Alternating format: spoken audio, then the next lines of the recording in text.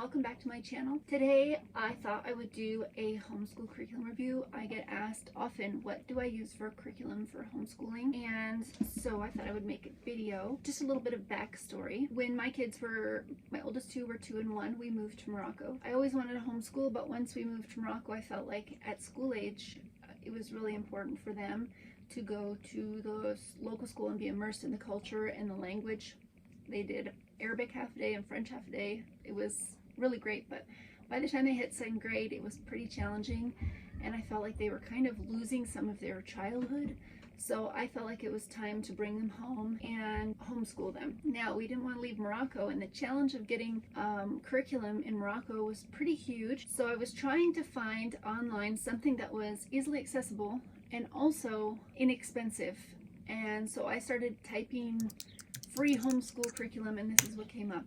So I just jumped on it, started to use it, was a little unsure, but I have been impressed. I have been using this I've used it for 5 years. This fall will be my 6th year, and I won't even search for anything else. I will say that, because homeschooling, I have added things here and there, especially since we moved back to the States 3 years ago, and now we have more things at our fingertips. I have kind of added in things here and there, but you could use this as a standalone curriculum and you would be 100% okay. This is a homeschool program that a mom who has, I can't remember, she's like 6 kids or something, she created for her own family. It's not something she created to sell. She just did, out of the goodness of her heart, decided to open it to the world. And you can donate if you want, but you don't have to. And she is just amazing to me that she has come up with this whole thing on her own just so she can educate her own children. I really, really like learning from this curriculum too, because we have similar stories. They also lived internationally, and they have a lot of stories embedded within the curriculum that we can relate to. So that's really fun too, and my kids really enjoy learning from them. So when you start your year, so I have been using EP, Easy Peasy, EP for short, since I had preschoolers, and now I'll be starting this fall 8th grade. And when I first started, the younger kids' lessons were not printables, and they were only online. So I started with this Genesis curriculum. I have not done the older kids' Genesis curriculum, so I can't speak to that. But I did do just the preschool levels for my younger kids, and these are really, really well laid out. My kids love them because they are very clear. You do a couple pages a day and you're done, and there's a little bit of everything. Nothing takes very long. I would say even my 2nd graders' essential school in the morning takes maybe an hour, but then as they get older, it does start to take a little bit longer. And also, it just depends on your child. Some kids will get done faster than others. So you do get a language arts, this is the reading, and it comes with a reading workbook. That is the vocabulary. This is the reading part.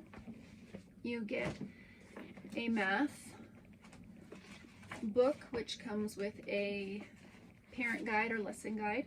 The parent guide is more for the younger kids levels, and the lesson guide is when the kids get older, they're just a bit more encouraged to do their own self-learning. So of course I help them a ton, but it's so that they can also be teaching themselves. And then you also have your language arts and your language arts lesson guide. Okay, so let's talk math. This math curriculum, I feel like, is quite advanced. It moves pretty quickly. When I first started doing math with Easy Peasy, I was really worried that my the mastery wasn't there. They don't do a ton of repetition. What I've learned over the years is that there is tons of review all throughout. It's kind of like a spiral, like she's just constantly spiraling back to what they have been learning. So now if my kids don't get something the first time, I don't sweat it, and then I just move on. My poor oldest daughter, though, when she was struggling with something, I felt like we had to stop and work on it until she got it. In the long run, it didn't really matter, but now I know that you can just carry on. I also love that there's no tests in this math program. I feel like when you homeschool, you know if your kid knows it. And like I said, if they don't know it, you can simply move on and they will review it again. And sometimes when you review it again, when they're just a touch older, it sticks better and they understand it a bit better. Once they hit 8th grade and start algebra, when my oldest daughter is starting algebra now, they go through test taking skills and start recording tests, and I feel like it's very appropriate then, as there'll be some harder tests as she gets into high school. But little kids, you know when they know it. You don't need to just keep testing them, and the stress of tests. I have never really found value in overly testing children, so I've been thankful for that. The language arts program, I'll be honest, this is not my strength. I can write a paper, I feel like I can edit a paper, but teaching how to write is a skill that I don't feel like I'm very good at. But I find that these lessons are very well organized. All my kids have been able to learn, well, the older 3 have been able to learn how to write a paper successfully. She just makes it really easy for the parent to follow. So whether you're a teacher, you have a teaching background or not, it's really straightforward. The reading curriculum that you get, there's 2 books because this is a big kid one. The littler kids have just 1 book. I think this is the 3rd grade readers, just 1 book. My kids have, all of them so far, have really enjoyed the stories that she puts in these. I was kind of worried because they're older books, more classics and things like that. And I appreciate that, but you can never really be sure how your kids are going to respond or enjoy them. And so far the kids all have. As they get older, they get progressively harder, and the literature is just more thought-provoking, and I love how she makes you really think about what you're reading and then also apply it to your life. I feel like that has been really well done. Another thing we really love is what we call the afternoon school.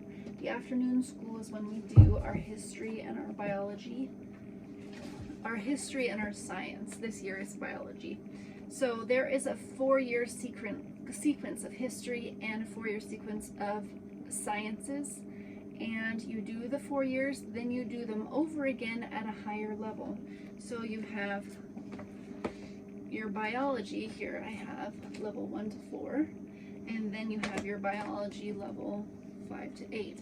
Now the reason this is nice is if you have kids that are at different age levels, you can be doing the same topic together, but then the assignments that they do are more geared towards their level. And I have modified all of these. Sometimes I have like a 3 and 4-year-old that wants to participate, and I'll take these and modify the lessons so that they can be a part of it too. It's just so easy to be flexible and to modify it for your family. I love some of the projects we've done. Like, look at that. Isn't that just the coolest? It is parts of the brain. It's a hat that my kids have made. She does include a lot of lap books. Here's one on the American Revolution that one of my daughters did and really enjoyed. Not every child enjoys doing lap books, but that's okay. You could do PowerPoints, you could do something else. She gives lots of ideas and examples of things, projects you can do, ways to learn to get it to stick into your child's memory. We even did some like puppets, some art projects with the littles. Here's another one.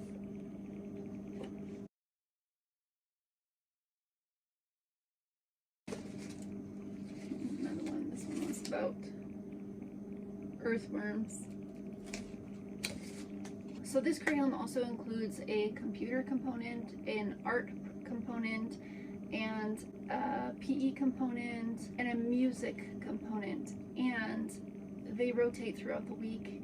They're great extras. Obviously you can use them or not use them as you would like. Lots of different composers we've learned and studied, artists, lots of different health topics and PE topics we've covered. Suggested lessons on cooking with your kids. So we enjoyed doing that. I wanted to say too that this curriculum is Christian perspective curriculum. I have heard of parents using this curriculum who are not Christians, and they've enjoyed it just as much because they really appreciate the values and morals that are instilled in this curriculum. So you don't have to do that portion of this curriculum if that's not, your family's preference, but I have really appreciated the way that she presents information as ways to teach your child rather than you don't know how to teach your child, so you need to do it like this. There's a lot more freedom in this curriculum, and I appreciate that. All in all, this is homeschool. The beauty of homeschool is you can school your child how you feel that they will best learn. I just want to encourage anybody who is looking to homeschool their children. It's not an easy choice to make, and often you might live somewhere where there's a lot of backlash from making that choice. And I just want to say that if this is something you're passionate about and it's something you really feel like you should do, then just do it and don't think about what other people might say. And probably somewhere down the line I will make a video of the other things we use for homeschooling and our homeschooling day routine. So please click like if you enjoyed this video, and subscribe to our channel if you would like to be notified when other videos come out. I just thank you so much for hanging out with us today, and I hope that this maybe helps you on your homeschooling journey.